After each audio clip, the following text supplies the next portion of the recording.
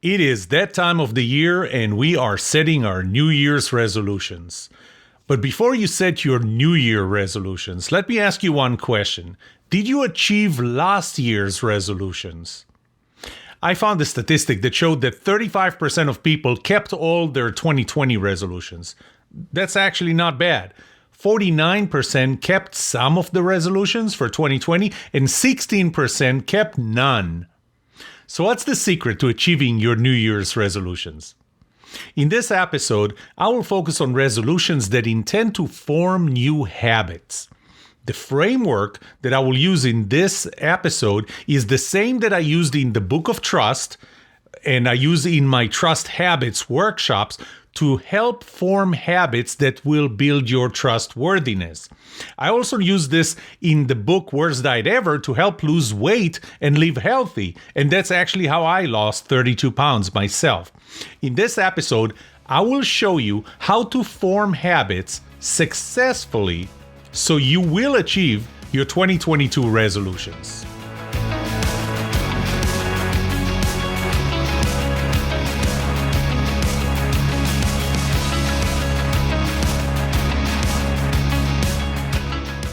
Welcome to The Trust Show. I'm your host, Yoram Solomon, a researcher of trust and the author of The Book of Trust.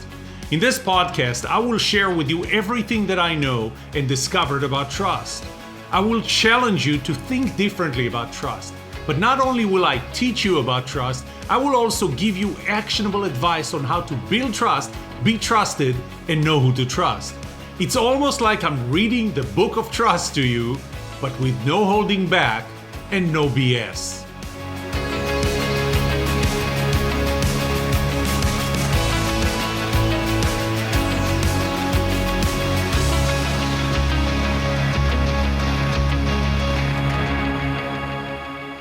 So since I'm talking about habits, let's start by defining what is a habit. A habit is something that you do automatically. It's something that you don't have to think about it.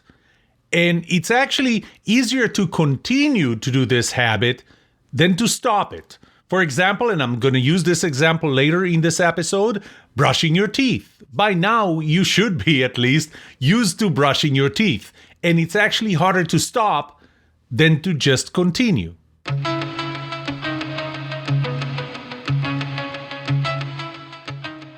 So without further ado, let's just jump into the first tip that I'm going to give you on how to keep your 2022 resolutions. So first of all, the first one is just one habit. We tend to make a list of our resolutions. So we're going to have 10 resolutions. Jim Collins wrote that if you have more than 3 priorities, you don't have any. Stephen Covey wrote that if you have 2 to 3 priorities, you will complete 2 to 3 tasks. If you have 4 to 10, you will complete 1 to 2. If you have more than 10, you will complete none. And so I really do believe that you should have just one. Have one resolution. I know that for me, with my business, with my personal life, I just put one. But I make sure that I know what this one is. And the Association for Training and Development has done a survey, and I'm going to get back to it with the different tips that I'll give you here today. But the first one is that if you know what your new goal is, what your new habit is, if you know what it is, you have a 10% probability of actually achieving it. 10% probability. So let's start with just one new habit or one new goal for 2022.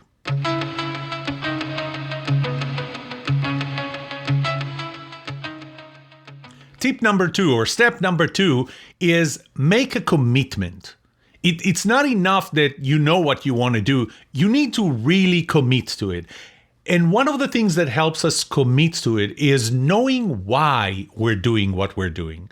So there has to be a reason. If I want to lose weight, if I want to be more trusted, there has to be a reason.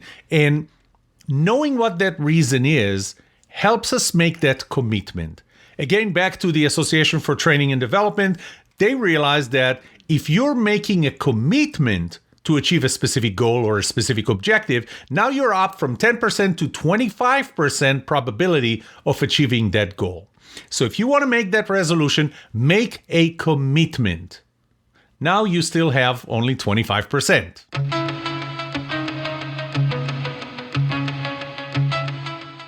The third tip I'll give you is the first letter from the SMART framework. You know that goals need to be SMART.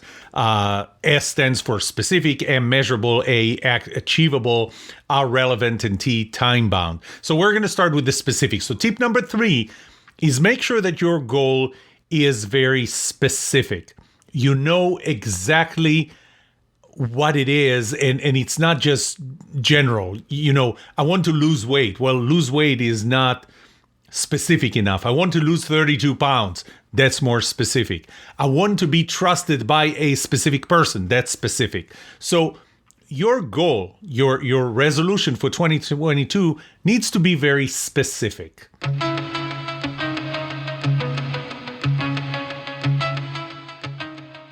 Number 4, again, part of the SMART framework, it needs to be measurable. You need to be able to measure it. So once again, if I say lose more weight or lose weight, that's easy to just say, but it's not really measurable. Lose 32 pounds, now it's measurable. Now you know that you're losing it in pounds, and you know how you're going to measure. You know what you're going to use to measure it. I'm adding one more thing to measurable, and that is gradable. I want you to be able to grade yourself to whether you achieved that goal or you didn't achieve that goal, whether you're achieving that resolution or didn't achieve it. And I don't want it to be like only at the end. So at the end of the year is going to be the first time that I can measure if I achieved that goal or not, because at the end of the year, it's going to be too late.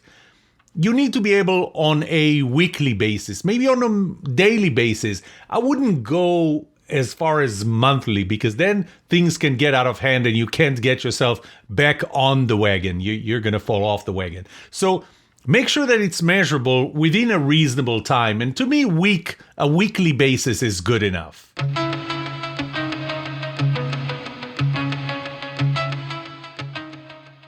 Number 5, it has to be achievable. Don't go after a goal that you know you can't achieve. By the way, make sure that it's not too easy either. There is something that's called the Goldilocks rules. You know how Goldilocks came in and said, this bed is too hard, this bed is too soft, this bed is just right, this porridge is too hot, this porridge is too cold, this one is just about right. So your goal has to be something that's not too easy, but something that's achievable, something that you can achieve. And again, if it's too easy, you're just going to give up and not complete it, or just it's not important enough.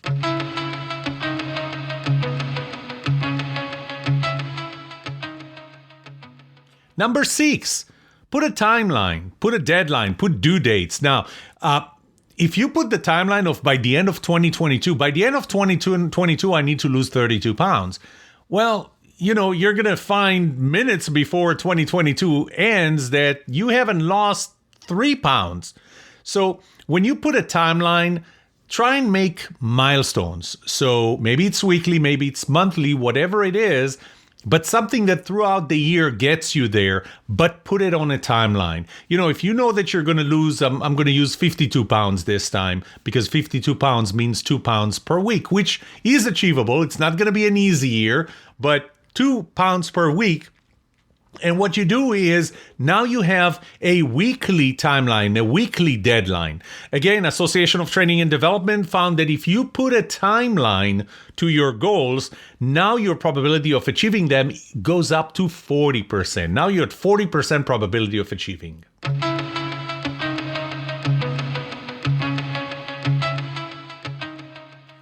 Number 7, make a plan. It's great that you said this is what I need to achieve, but this is not going to achieve itself. There are actions that need to be taken. There are actions that you need to take. Ask yourself, what would it take for me to achieve that goal? How do I get there? What do I need to do? When do I need to do it? We already covered the when, but what do I need to do? So again, I'm going back to weight loss. In weight loss, it's I need to eat less and I need to work out more. Well, how about actually making a plan? 3 miles per day. That's what I do. I walk 3 miles per day on a treadmill. How many calories do you have to consume, or are you limited in consuming? So now you're making a plan of what are the actions that you need to take in order to achieve that goal. Without that plan, it's just a wish. You wish that you would lose 32 pounds. With a plan, you actually know what you're going to do. Again, back to the Association of Training and Development, you have a 50% chance of achieving your goal if you actually have a plan. So if you know what it is, you made a commitment, you know why you're doing it, you put a timeline and you have a plan, now you're at 50% probability of achieving your goals. You're already above the average.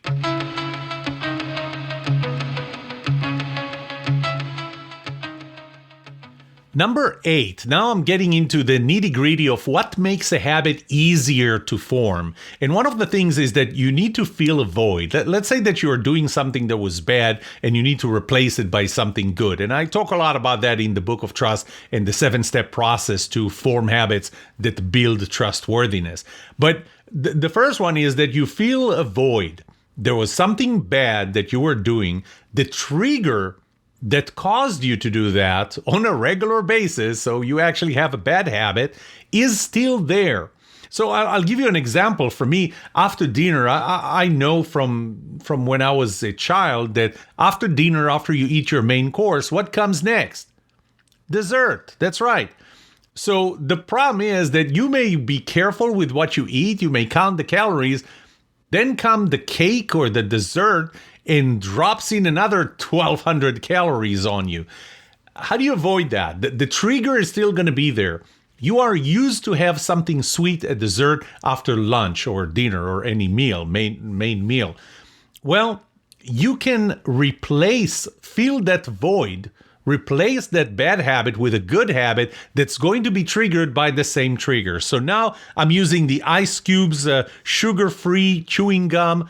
Not crazy about eating chewing gum, but what I did was, since the trigger was still there, I just replaced the bad habit of eating a high sugar, high calorie dessert with low calorie, no sugar bubble gum. Replace Coke with Diet Coke. So the trigger, you have to assume that the trigger is still there, but you are replacing a bad thing with a good thing, and that helps you maintain that good thing because it's responding to exactly the same trigger.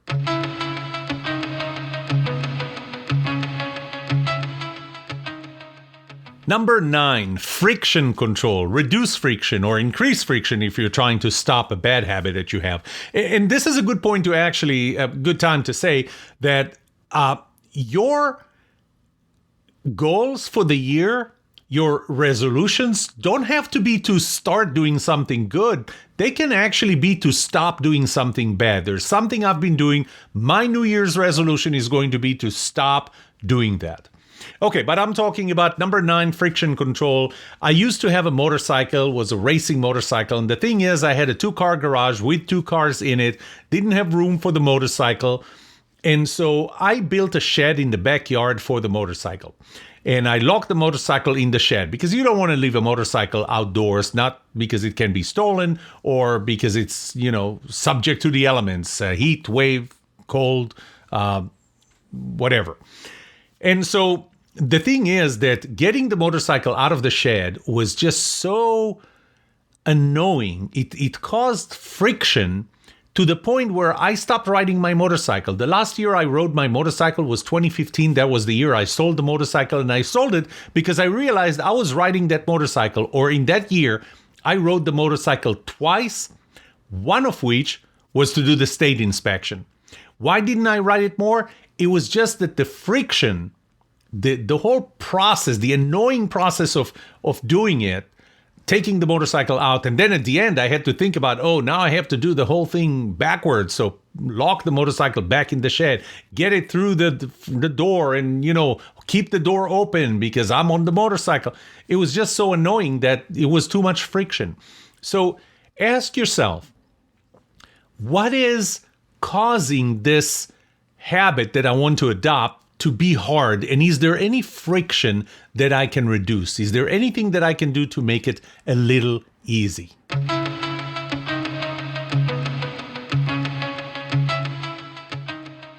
Number 10, make it mindless. Make it such that you don't have to think about it. The more you have to think about it, the less likely you are to turn it into a habit. Remember that a habit is something that you're doing that you don't have to think about it. It's automatic. Your brain is available to work on one thing, to think about one thing. Our brains are wired so we can think about one thing consciously at a time. So you need to push this to be subconscious, to be something that you do automatically, that you don't have to think about that. If you try and bring variety and interest into this new habit, probably not going to become a habit because you have to think about that. The less you have to think about it, the more it becomes automatic, the more it becomes a habit, the more you achieve your resolution. So make it mindless. Number 10.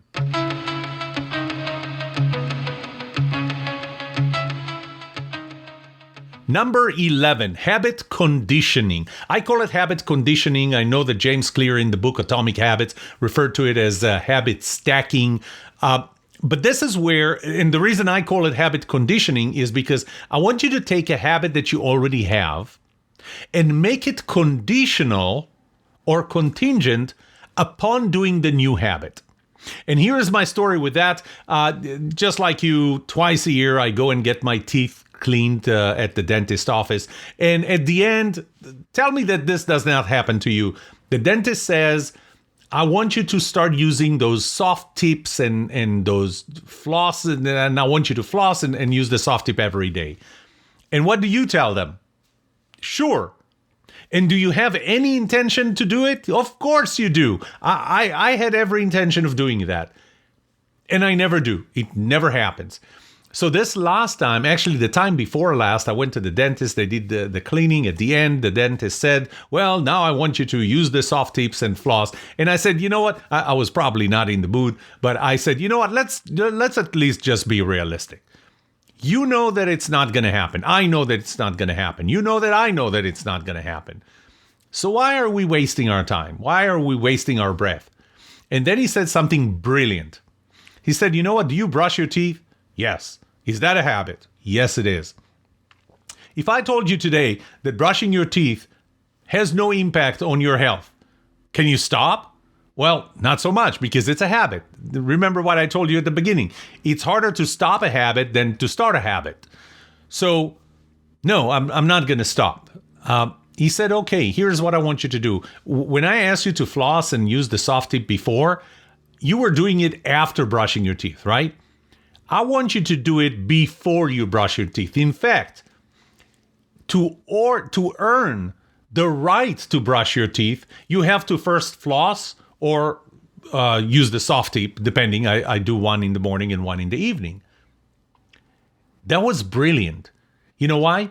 Because since that day, and this was almost a year ago, there wasn't a single day that I didn't floss in the morning and use the soft tip at night. Before brushing my teeth, I had to earn the right. So I want you to think about it that way. Take an existing habit and don't try and build this new habit after. Build it as a condition to the habit that you already have. See if there is a habit that you can condition on this new habit, the new resolution that you just made.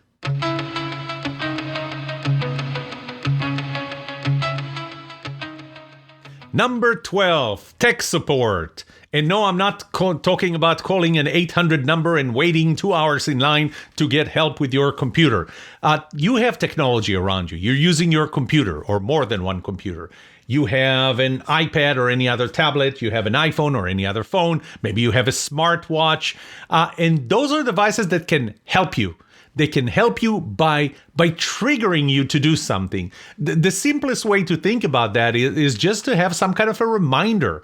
You know, you can use your alarm clock in your phone, on your watch, on your computer to remind you to do something same day, same time. I even do that on a weekly basis. There is something that I need to do every Tuesday morning, and I've set an alarm for Tuesday morning. Every Tuesday morning, same time, it will remind me to do that. You can use something that's called the Pomodoro timer. You can put it on the calendar. If it's on the calendar, it's going to happen. If it's not on the calendar, it's not going to happen. If I didn't get to it, I will move it on the calendar, but I'm still going to make it. So see what technology is around you that you can harness, that you can use to achieve that, to create that habit, to make sure that it helps you. Those are all little things, but every little thing counts in increasing the probability of you achieving that goal, of you forming that habit.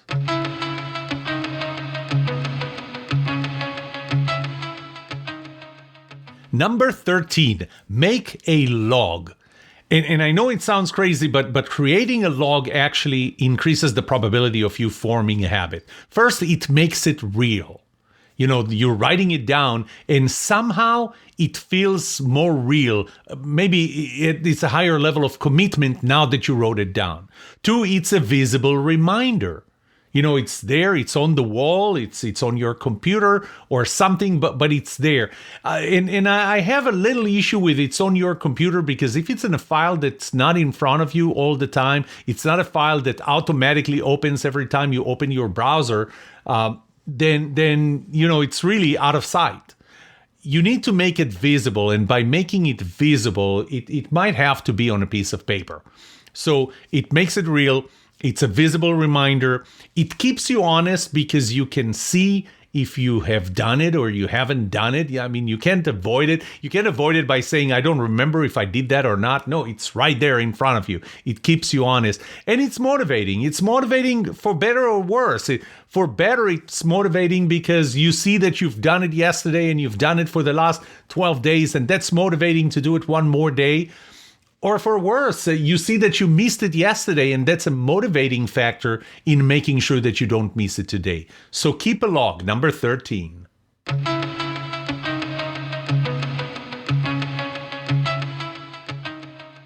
Number 14, use extrinsic motivation. I can probably talk for hours just on the topic of extrinsic motivation. I'll just define, first of all, what motivation is.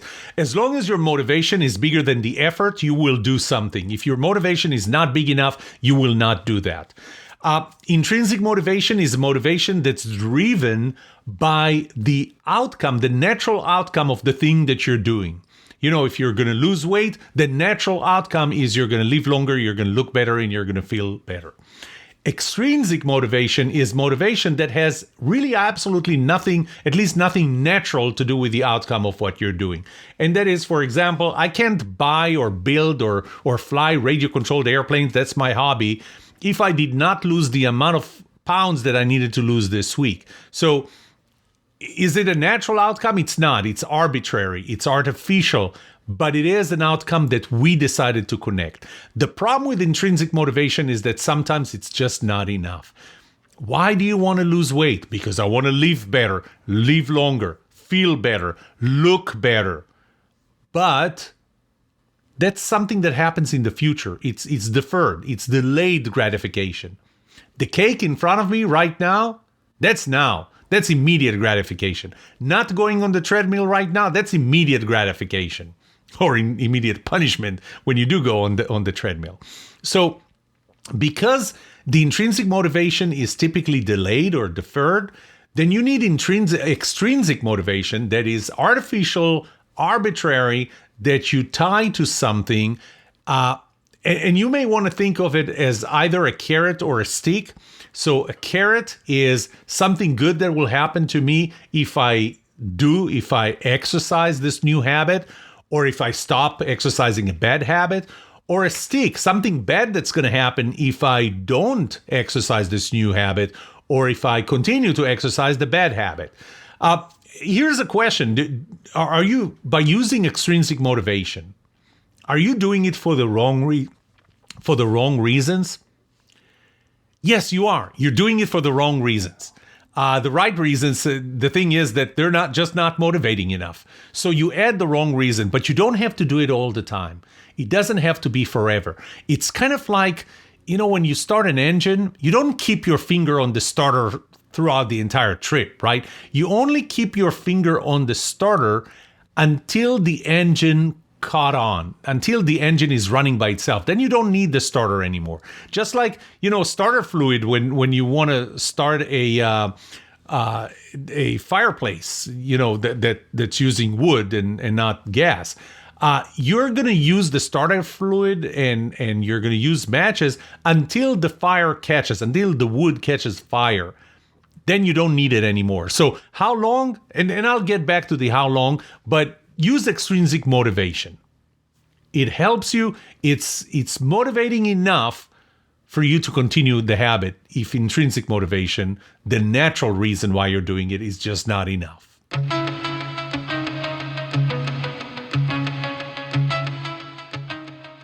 Number 15, get an accountability partner. An accountability partner is someone that you trust that would hold you accountable. I'm going to go back to the Association for Training and Development that said, 10% if you know what you're doing, 25% if you're making a commitment to this new resolution, 40% if you allocate the time, you put a timeline, you put due dates, 50% if you have a plan. That's as far as you can go without having an accountability partner, 50%. What they found was if you have an accountability partner, the fact that, you feel awkward not meeting your obligation to that accountability partner, somebody else that you promised this to, then just that feeling awkward is going to get you to 65%. I'm going to take it one step further. Actually, they took it one step further. If you meet your accountability partner on a regular basis, so let's say once a week, they check on you. Obviously, for that, you need to make sure that there is progress that you can show on a weekly basis, that you log on a weekly basis, that's available to your accountability partner to check on you on a weekly basis. If you do that, the probability of forming this habit just went up to 95%. You remember, you started with 10% of just knowing what your resolution is to 95% if you did everything that I told you up until now, and you have an accountability partner and you're meeting them on a regular basis. Now, there are all kinds of rules on how to choose an accountability partner, and I'm not going to go too deep into that, but you can read about that in the Book of Trust.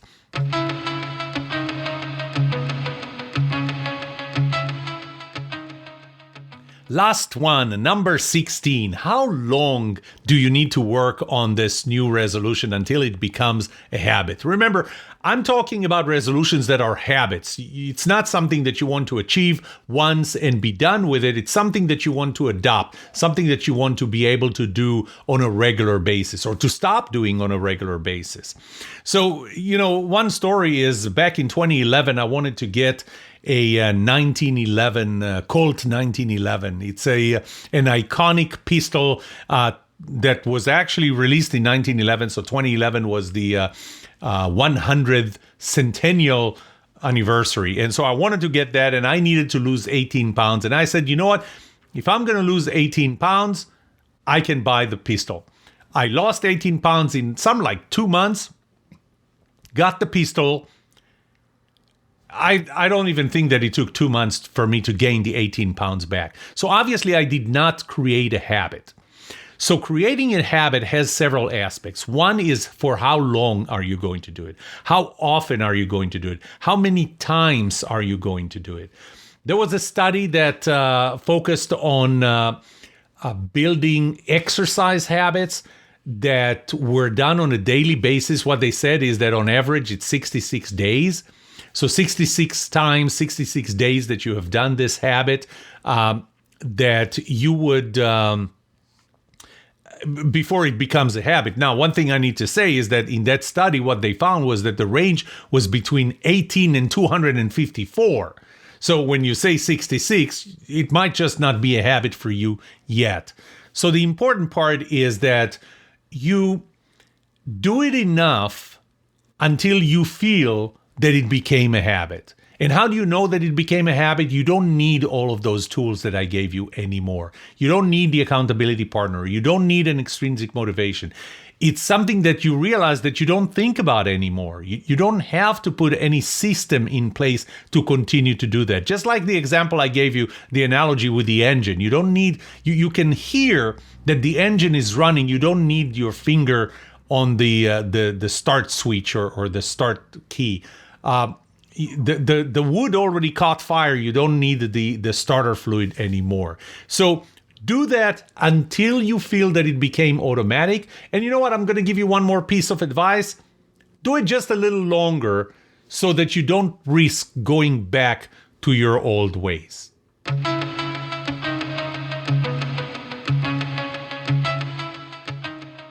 And this is it. This is how you will achieve your resolutions for 2022, this coming year, or any other year for that matter. Let me just repeat that really, really quickly. Number 1, just have one new habit that you want to form.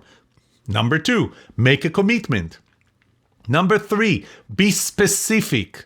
Number 4, make it measurable and gradable so you can grade yourself. Number 5, make it achievable, but not too easy. Number 6, put a timeline, deadline, due dates, milestones. Number 7, make a plan. How are you going to achieve it? Number 8, fill the void. The trigger is still there. What are you going to replace a bad habit with that's new? Number 9, friction control. How do you reduce friction if it's a good habit you're trying to avoid, or add friction if it's a bad habit you want to stop? Number 10, make it mindless, make it boring, make it so that you don't have to think about it.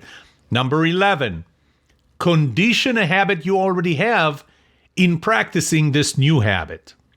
Number 12, what technology around you would help you? Tech support. Number 13, log. It's going to make it real, make it visible, keep you honest, and motivate you. Number 14, use extrinsic motivation. Motivation that is not connected, not tied to the natural outcome of your new habit. Number 15, have an accountability partner and meet them on a regular basis. Number 16, do it as long as it takes for you to feel that it became a habit, that now it's automatic.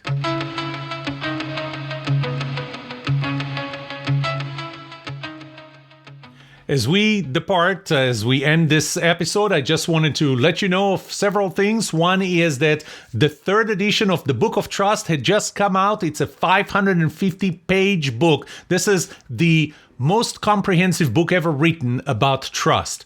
But if 550 pages are too long for you, then another book just came out, and that's the mini book of trust. With 180 pages, it's an easier, lighter version of the book of trust. It's going to be a lot more actionable.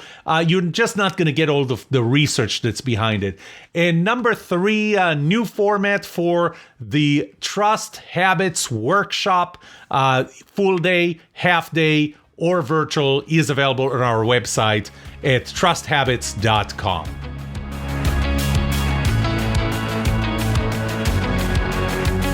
What would you like to know about trust and trustworthiness? Let me know and I'll answer it in a future episode. I would love to hear from you. Email me at yoram@thetrustshow.com. If you like this episode, subscribe to the show so you will automatically get notified when I release a new episode. Rate it, write a review for this podcast, because those ratings help not only you, but also others looking for podcasts just like this. If you're looking for more resources to learn about how to build trust, be trusted, or know who to trust, look up my workshops at yoramsolomon.com/workshops, online courses at trustedatwork.com, find my books on Amazon, or go to my website, yoramsolomon.com. And remember one thing, the answer to these 2 questions will have the biggest impact on your personal and professional success or failure. Can I trust you? And can you trust me? Thank you for listening or watching The Trust Show.